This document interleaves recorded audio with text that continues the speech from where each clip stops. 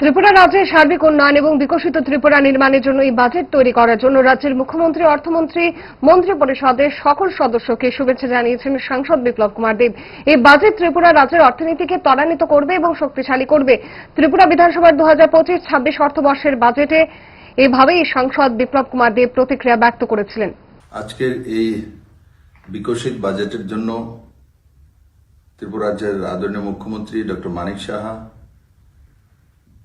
অর্থমন্ত্রী শ্রী প্রণজিৎ সিংহ রায় এবং ক্যাবিনেটের সমস্ত সদস্যকে আমি অনেক অনেক সাধুবাদ জানাই, শুভেচ্ছা জানাই।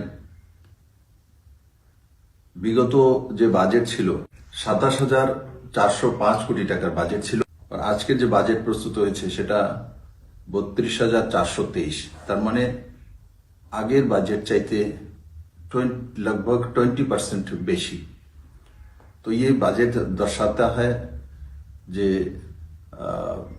ত্রিপুরা রাজ্যের সার্বিক উন্নয়নের জন্য, বিকশিত ত্রিপুরা নির্মাণের জন্য ডক্টর মানিক সাহার নেতৃত্বে যেভাবে ক্যাবিনেটের সদস্যরা কাজ করছে তারই বহিঃপ্রকাশ এই বাজেটে হয়েছে।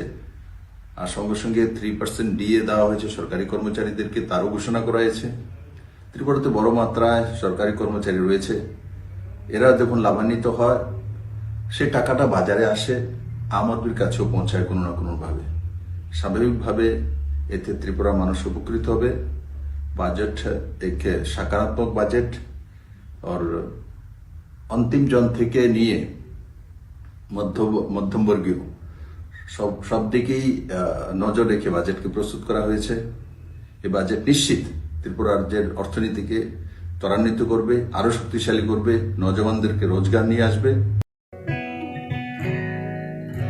জুড়ে থাকে বাঁধন আপনার চেয়েও আপন, জুড়ে থাকে বাঁধন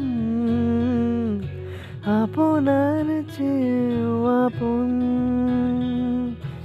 আপনার চেয়েও আপন। স্বর্ণ